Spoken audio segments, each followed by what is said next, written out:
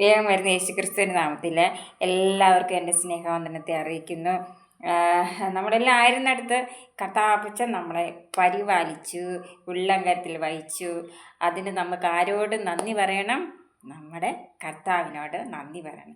ഒരു ദിവസത്തിൽ ഒരു നിമിഷമെങ്കിലും നമ്മൾക്ക് ഈ ലോകത്തിൽ ജീവിക്കണമെങ്കിൽ ദൈവത്തിൻ്റെ കൃപയുണ്ടെങ്കിൽ മാത്രമേ സാധിക്കത്തുള്ളൂ. അപ്പോൾ ഈ കൃപയും കരുണയും നമ്മളിലേക്ക് പകർന്നു തരുന്നത് ആരാണ്? സർവശക്തനായ നമ്മുടെ ദൈവം. ഈ ദൈവത്തിൽ ആശ്രയിച്ച് നമുക്ക് ഓരോരുത്തർക്കും ഈ യാത്ര ചെയ്യാം. ദൈവത്തിൻ്റെ കൃപകളാൽ ദൈവം തമ്പുരാൻ നമ്മളെ നിറയ്ക്കും. ഇന്ന് ഞാൻ പറയാൻ പോകുന്നത് ഉൽപ്പത്തി, അതായത് വേദപുസ്തകത്തിലെ ആദ്യത്തെ പുസ്തകമാണ് ഉൽപ്പത്തി പുസ്തകം, ജെനിസിസ്. അതായത് 27-ാം അധ്യായത്തെ ആസ്പദമാക്കി പറയാനായിട്ടാണ് ഞാൻ ആഗ്രഹിക്കുന്നത്. ഇസഹാക്ക്. അപ്പോൾ ഇസഹാക്കിനെ കുറിച്ച് നമ്മൾ പറയുമ്പോൾ അബ്രഹാമിനും സാറായ്ക്കും ദൈവം തമ്പുരാൻ നൽകിക്കൊടുത്തൊരു മകനാണ് ഇസഹാക്ക്. അതല്ലെങ്കിൽ ദൈവത്തിൻ്റെ ഒരു വാഗ്ദത്ത സന്തതി എന്ന് പറയാം ഇസഹാക്ക്. അപ്പം അബ്രഹാമിന് ദൈവം തമ്പുരാൻ കൊടുത്ത വാഗ്ദത്ത സന്തതി, ദൈവത്തിൻ്റെ ഒരു വാഗ്ദത്ത സന്തതി എന്ന് ഞാൻ പറയുന്നത്. കാരണം എന്താണെന്ന് വെച്ചാൽ അബ്രഹാമിന് സാറായ്ക്കും ഒരു മകനെ കൊടുക്കണമെന്നുള്ളത് ദൈവത്തിൻ്റെ ഒരു ആഗ്രഹമായിരുന്നു. അതുകൊണ്ട് ദൈവത്തിൻ്റെ ഒരു വാഗ്ദത്ത പ്രകാരം കിട്ടിയ മകനാണ് ഇസഹാക്ക്. അങ്ങനെ മാതാപിതാക്കൾ പ്രാർത്ഥിക്കും, കർത്താവേ ഞങ്ങൾക്കൊരു കുഞ്ഞിനെ നൽകി തരണേ എന്ന് പറഞ്ഞ് പ്രാർത്ഥിക്കും. അപ്പോൾ ഒരു വാഗ്ദത്ത സന്തതി ദൈവം അവർക്ക് കൊടുക്കും. ഇതാണ് ദൈവത്തിൻ്റെ ഒരു പ്രവൃത്തിയാണ് അവരിൽ ദൈവം തമ്പുരാൻ ചെയ്യുന്നത്. അങ്ങനെ അബ്രഹാമിനും സാറായ്ക്കും ദൈവം കൊടുത്ത മകനാണ് ഇസഹാക്ക്. അപ്പോൾ ഈ ഇസഹാക്ക് വൃദ്ധനായി അവൻ്റെ കണ്ണു കാണുവാൻ വയ്യാതെ വണ്ണം മങ്ങിയപ്പോൾ അവൻ ഒരു ദിവസം മൂത്ത മകനായ ഏശാവിനെ വിളിച്ച് അവനോട്, ഇസഹാക്കിൻ്റെ 2 മക്കളുണ്ട്, ഏശാവും യാക്കോവും. അതിൽ മൂത്ത മകനായ ഏശാവിനെ വിളിച്ച് അവനോട് മകനെ എന്ന് പറഞ്ഞു. അവനോട് ഞാൻ ഇതാ എന്ന് പറഞ്ഞു. അപ്പോൾ അവൻ, ഞാൻ വൃദ്ധനായിരിക്കുന്നു, എൻ്റെ മരണദിവസം ഞാൻ അറിയുന്നതുമില്ല.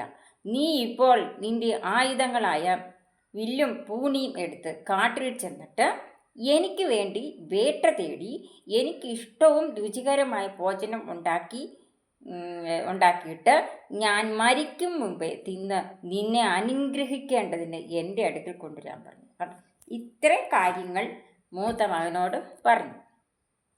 വേട്ടയാടാൻ മിടുക്കനായിരുന്നു. അതുകൊണ്ട് അവനോട് ഇങ്ങനെ പറഞ്ഞു.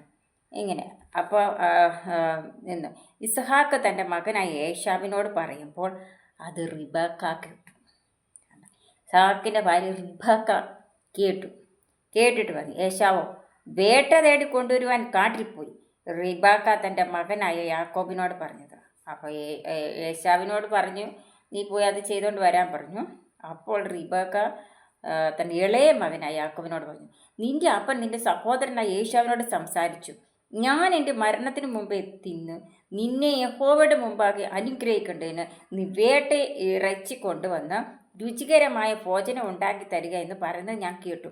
ആകയാൽ മകനെ, നീ എൻ്റെ വാക്ക് കേട്ട് ഞാൻ നിന്നോട് കൽപ്പിക്കുന്നത് ചെയ്യുക എന്ന് റിബേക്ക ഇളയ മകനോട് പറയും. ആട്ടിൻകൂട്ടത്തിൽ ചെന്നിട്ട് അവിടെ നിന്ന് 2 നല്ല കോലാട്ടിൻകുട്ടികളെ കൊണ്ടുവരിക. നല്ല ഓജസ്സുള്ള കുട്ടികളായിരിക്കും. ഞാൻ അവയെ കൊണ്ട് നിൻ്റെ അപ്പന് ഇഷ്ടവും രുചികരമായ ഭോജനം ഉണ്ടാകും. നീ എനിക്ക് കൊണ്ട് തന്നാൽ മതി, ഞാൻ അത് പ്രിപ്പയർ ചെയ്തൊക്കെ കൊടുത്തോളാം. നിൻ്റെ അപ്പൻ തിന്ന് തൻ്റെ മരണത്തിന് മുമ്പേ നിന്നെ അനുഗ്രഹിക്കേണ്ടതിന് നീ അത് അവൻ്റെ അടുക്കൽ കൊണ്ടില്ലാണ് ഇളയ മകനോട് പറയുക. അപ്പം മൂത്ത മകനോട് പറഞ്ഞു, നീ ഞാൻ പറഞ്ഞോലെ ചെയ്യാൻ. ഇളയ മകനോട് അമ്മ പറഞ്ഞു, ഞാൻ പറഞ്ഞോലെ ചെയ്യും. പാതിനി യാക്കോബ് തൻ്റെ അമ്മയായ റിബേക്കയോട്, എൻ്റെ സഹോദരനായ ഏശാവ് രോമമുള്ളവനും ഞാൻ രോമമില്ലാത്തവനുമാകുന്നുവല്ലോ.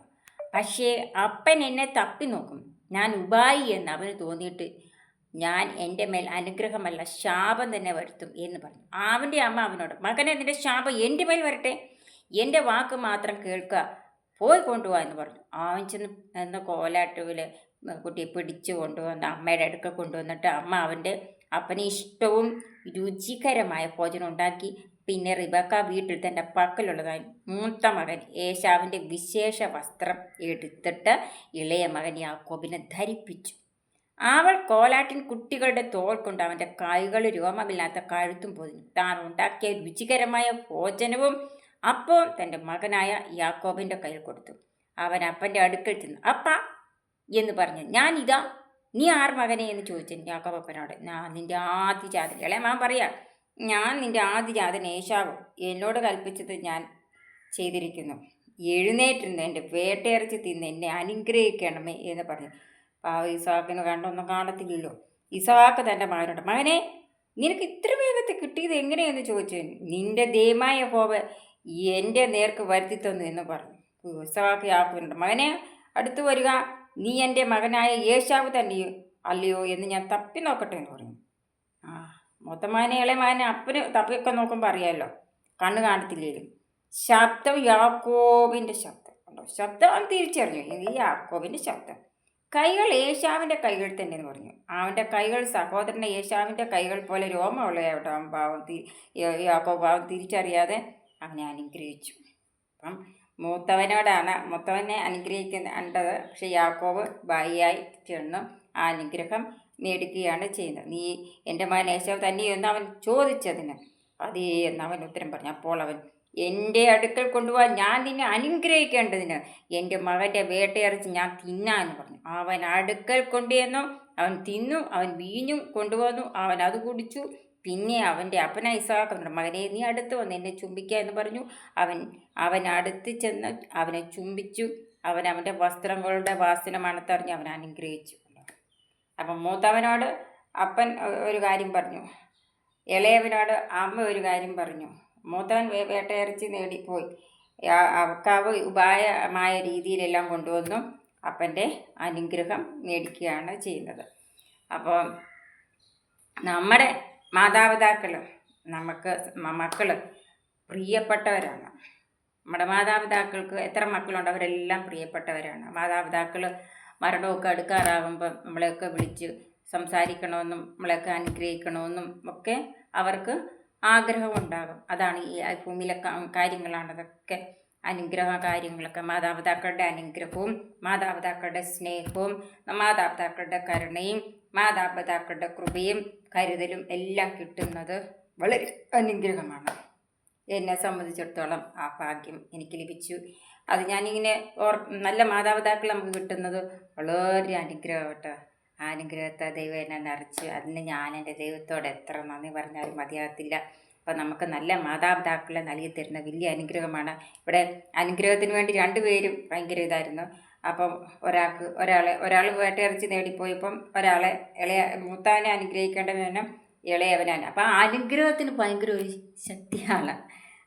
അതാണ് ഞാൻ പറഞ്ഞു വരുന്നത്. അപ്പം ഇതിനകത്തുനിന്ന് നമുക്ക് പറഞ്ഞു വരുന്ന സാധിച്ചതൊരു അപ്പൻ്റെ ഒരു ആഗ്രഹമായിരുന്നു. മക്കളെ അനുഗ്രഹിക്കണം, എൻ്റെ മൂത്ത മകനെ അനുഗ്രഹിക്കണം എന്നുള്ള അപ്പൻ്റെ ആഗ്രഹമായിരുന്നു. ഇളയ മകന് ഉപായത്തല അനുഗ്രഹം പിടിച്ചു വാങ്ങുകയാണ് ചെയ്യുന്നത്. പിന്നീട് ചേട്ടനെ പേടിച്ച് അനിയൻ പോയി പാർക്കേണ്ടതൊക്കെ ആയിട്ട് വന്നു. പിന്നെ അടുത്ത ഭാഗത്തിലൊക്കെ നമുക്കത് വായിക്കുമ്പോൾ മനസ്സിലാക്കാൻ സാധിക്കുന്നുണ്ട്. അപ്പം നിങ്ങളെല്ലാം ആയിരിക്കുന്നിടത്ത് കർത്താപ്പച്ചൻ പരിപാലിക്കട്ടെ, ജയത്തോടെ നടത്തട്ടെ. നല്ല മാതാപിതാക്കൾ, നല്ല മക്കൾ, ഇതൊക്കെ ഒരു കുടുംബത്തിൻ്റെ വലിയൊരു ഐശ്വര്യം അനുഗ്രഹമാണ്. നിങ്ങളെല്ലാം ആയിരിക്കുന്നിടത്ത് കർത്താവ് പരിപാലിക്കട്ടെ, ജയത്തോടെ നടത്തട്ടെ. God bless you.